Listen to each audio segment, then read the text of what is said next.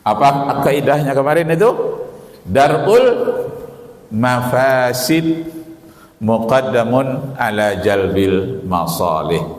Menutupi kerusakan lebih diutamakan dari berbuat kebaikan.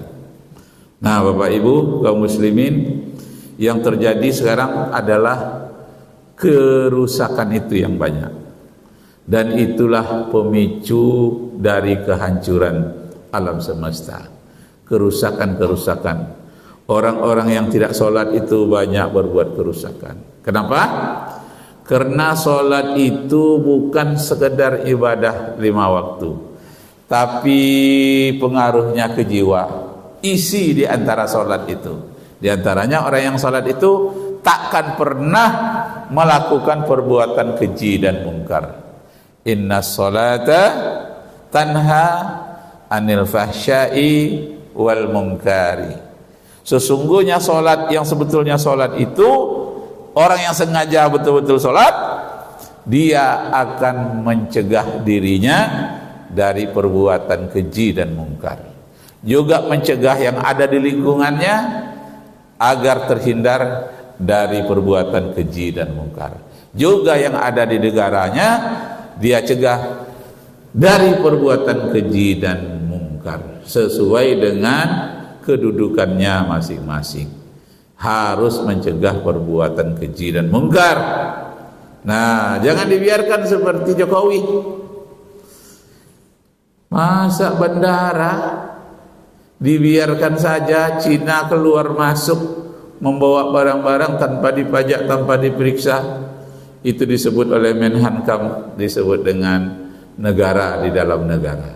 Oh, itu bahaya. Itu penyakit itu. Kalau dibiarkan penyakit ini akan menular ke segala hal yang merupakan kanker yang merusak negara. Masya Allah.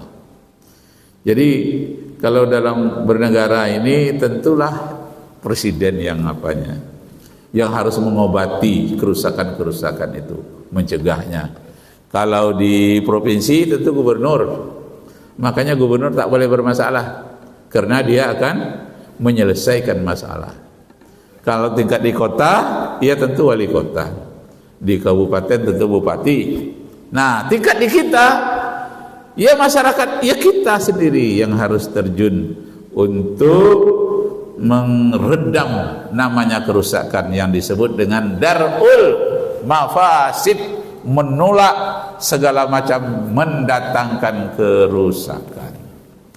Nah, jadi kalau kita kaji secara ilmiah, kerusakan yang sangat parah sekarang di dunia ini adalah di mana gravitasi bumi, daya tarik bumi sekarang sudah berkurang,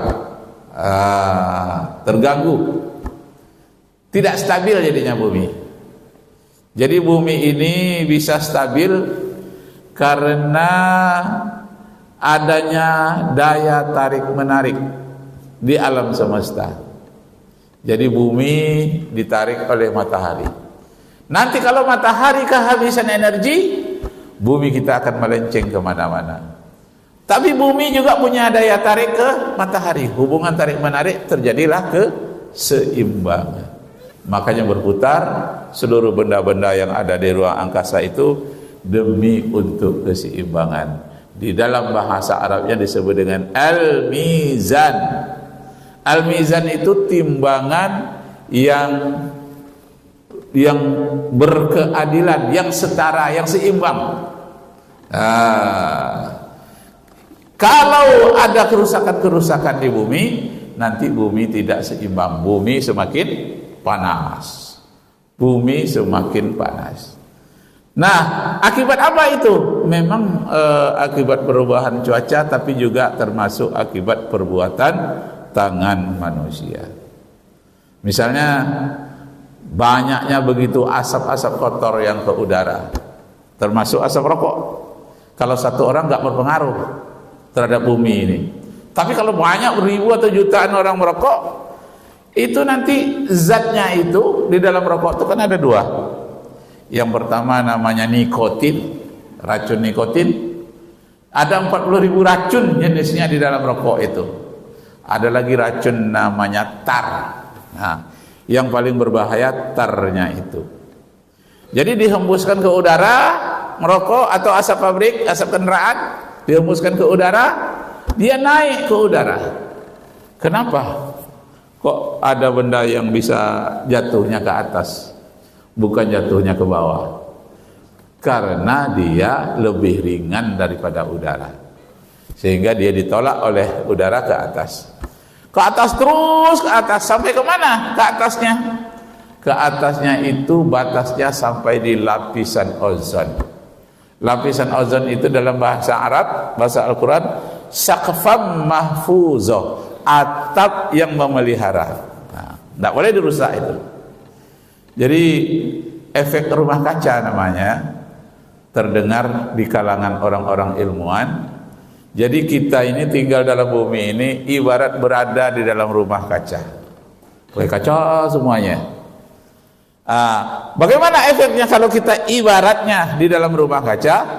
Cahaya masuk tapi tidak bisa keluar, tertutup oleh kaca. Masuk bisa, keluar tidak bisa.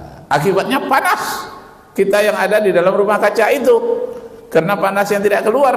Kenapa? Ada bagian-bagian yang rusak dari rumah kaca itu. Nah, rumah kaca, atap yang memelihara kita itu namanya lapisan ozon. Nah, jadi karena adanya orang merokok, adanya asap kendaraan naik terus ke atas, merusak lapisan ozon yang merupakan atap pemelihara bumi, sehingga cahaya matahari yang seharusnya disaring oleh atap itu langsung sampai ke bumi. Sinar ultraviolet itu langsung sampai ke bumi, maka bumi semakin panas. Ditambah lagi hutan-hutan yang digundul oleh koruptor-koruptor, yang hutan-hutan larangan pun ditebangnya, hutan-hutan lindung habis ditebangnya, bumi semakin panas. Firman Allah di dalam surat Ar-Rum ayat yang ke-40, Zaharal fasadu fil barri wal bahri bima kasabat aydin nas.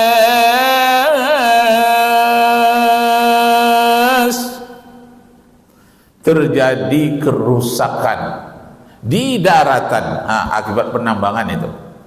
Di lautan, juga sebab ulah manusia membuang sampah sembarangan. Fil barri wal bahri, di daratan dan di lautan, bima kasabat, disebabkan oleh apa-apa yang diusahakan aydin nas, tangan-tangan jahil manusia, yang mengambil nikel lah, jutaan nikel termahal, dicuri orang, dibawa ke Cina. Kemudian emas begitu banyaknya, kita bisa digaji, seluruh rakyat Indonesia yang 280 juta ini bisa digaji itu 20 juta per keluarga setiap bulan. Seandainya tambang emas Freeport yang ada di Irian Jaya itu dimiliki oleh bangsa Indonesia sendiri, tapi tidak, hanya pajaknya saja yang dapat, yang lainnya dibawa semuanya ke Amerika. Jadi apa yang kita punya lagi di Indonesia ini? Emas sudah diambil oleh Amerika, nikel sama Cina. Apa yang untuk kita lagi? Ampas-ampasnya. Tinggallah bekas-bekas penggalian itu yang kadang-kadang nyamuk banyak, kadang-kadang yang bisa dari laut masuk air pasang, masuk pula buaya di sana.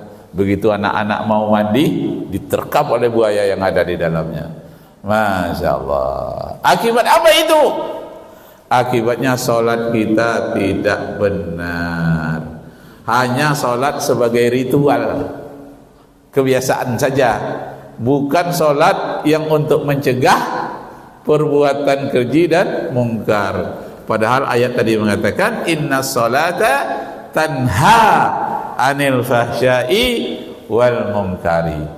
Orang yang sholat itu sebetulnya bukan hanya sekadar dia mengatakan Allahu Akbar, qasdu syai'in, menyengaja sholat, bukan itu saja. Tapi di antara sholat itu tadi dia bekerja, berusaha, berdagang, menggali bahan-bahan emas, nikel, entah apa lagi, itu kalau kerusakan itu harus ditutupi. Jadi bukan hanya sholat menghafal-hafal itu saja, itu ya juga, tapi bagaimana penerapannya dalam kehidupan sehari-hari. Kalau bagi orang yang berdagang, ya kalau jual minyak umpamanya 1 liter itu ya harus cukup 1 liter, jangan dikurangi.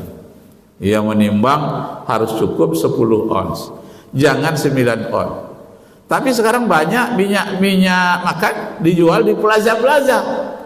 Itu disidak oleh menteri. 7 on cuman satu apa? Ditulis di situ 1 kilo. Diambil ditimbang, 7 on, 8 on. Inilah kerusakan luar biasa dikutuk oleh Allah Subhanahu wa taala. Nah, tidak kita cegah itu.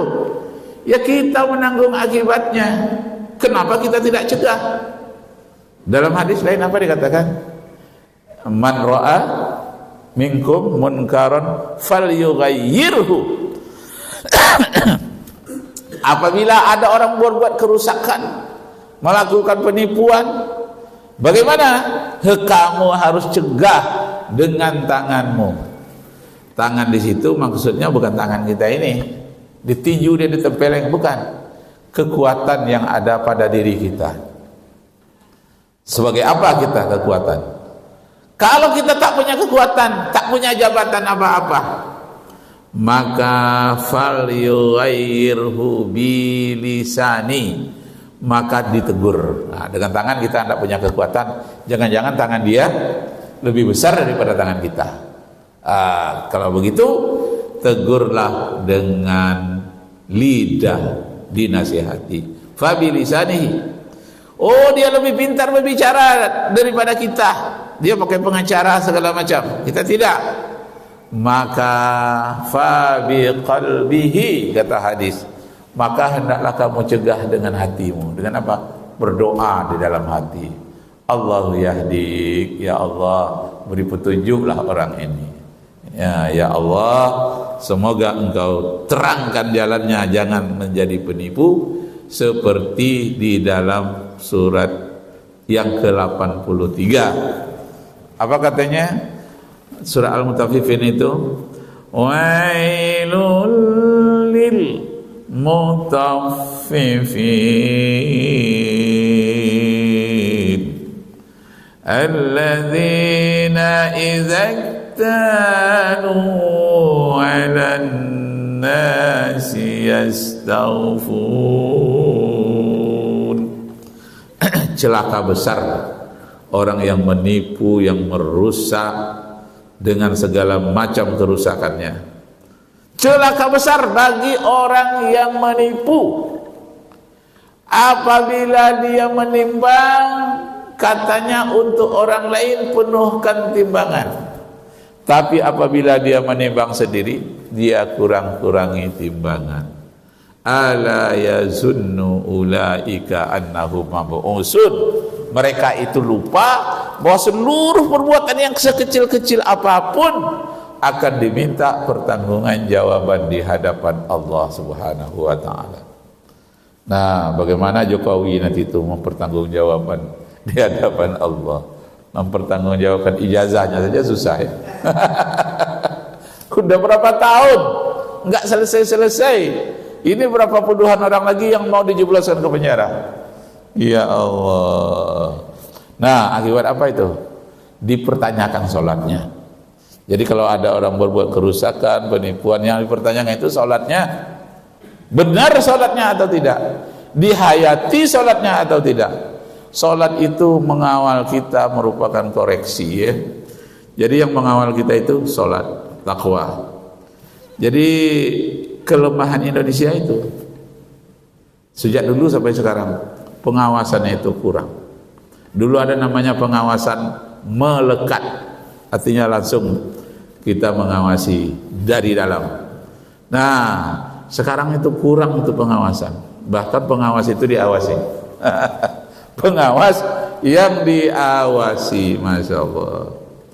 Karena saya 35 tahun di dunia pendidikan.